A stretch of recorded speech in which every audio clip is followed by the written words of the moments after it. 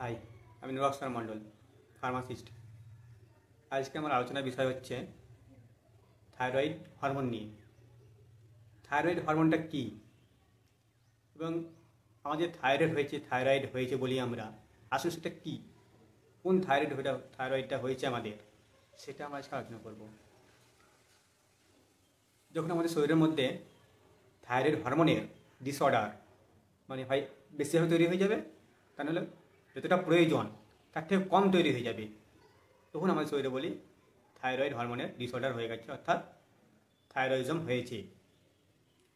এবার থাইরয়েড হরমোনের যে দুটো ভাগ, হাইপোথাইরয়েড এবং হাইপারথাইরয়েড। হাইপোথাইরয়েড জিনিসটা কী, হাইপো জিনিসটা সম্বন্ধে জানতে হবে প্রথমে।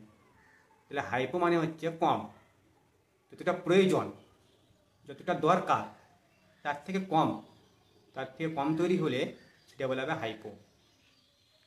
তাহলে হাইপোথাইরয়েডিজম, আর থাইরয়েডিজম মানে হচ্ছে থাইরয়েড হরমোনের যে ডিসঅর্ডার হয়ে যে রোগটা তৈরি হয় সেটা হচ্ছে থাইরয়েডিজম।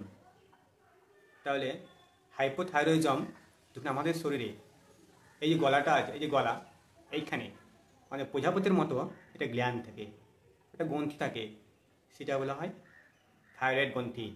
এখান থেকে আমাদের T3, T4 hormone, T3, T4 যে নর্মাল রেঞ্জ সেটা থেকে আরও কমে যাবে, এবং TSH যে নর্মাল রেঞ্জ সেখান থেকে বেড়ে গেলে সেটা হচ্ছে হাইপোথাইরয়েডিজম।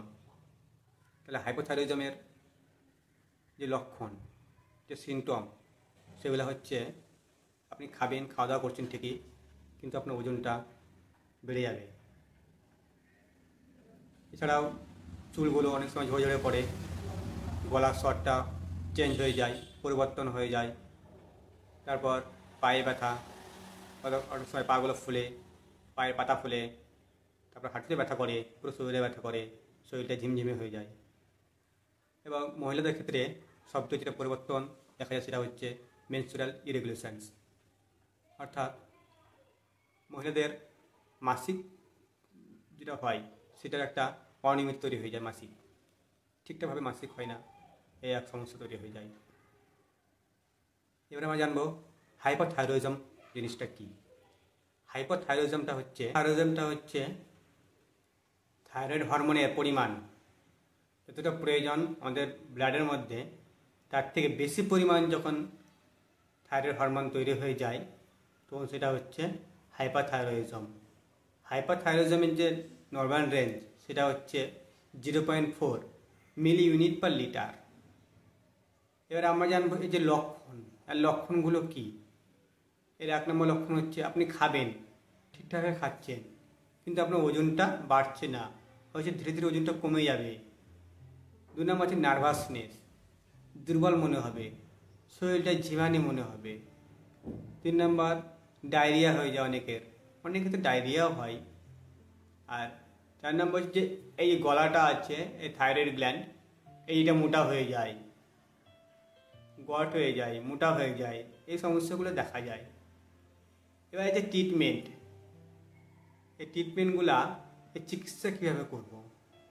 এই চিকিৎসাগুলো হচ্ছে যখন হাইপোথাইরয়েডিজম হয় তখন আমাদেরকে লিভোথাইরক্সিন, বা এটাকে অনেক সময় L-থাইরক্সিনও বলা হয়, বা থাইরক্সিন, যে কোনো একটা পাওয়ার, যেমন 50, 25 mg এগুলো হয়, 25 mg হয়, 50 mg হয়, 100 mg হয়, 12.5, 12.5 এগুলো হয়।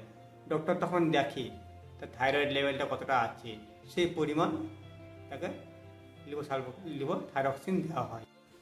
হাইপারথাইরয়েডের ক্ষেত্রে, যেটা হাইপারথাইরয়েডিজম, সেক্ষেত্রে T3 এবং T4 এই দুটো হরমোন বেড়ে যায়, এবং TSH থাইরয়েড স্টিমুলেটিং হরমোন ওটা কমে যায়। তখন ডাক্তারবাবু কার্বিমাজল 5 mg একটা ট্যাবলেট থাকে, সেটা দিনে 3 বার করে খেতে বলে, যতক্ষণ না T3 এবং T4 নর্মাল রেঞ্জে আসে। তবে আপনারা সবসময় ডক্টরের প্রেসক্রিপশন এবং ডক্টরের মতামত নিয়েই ওষুধগুলো খাবেন।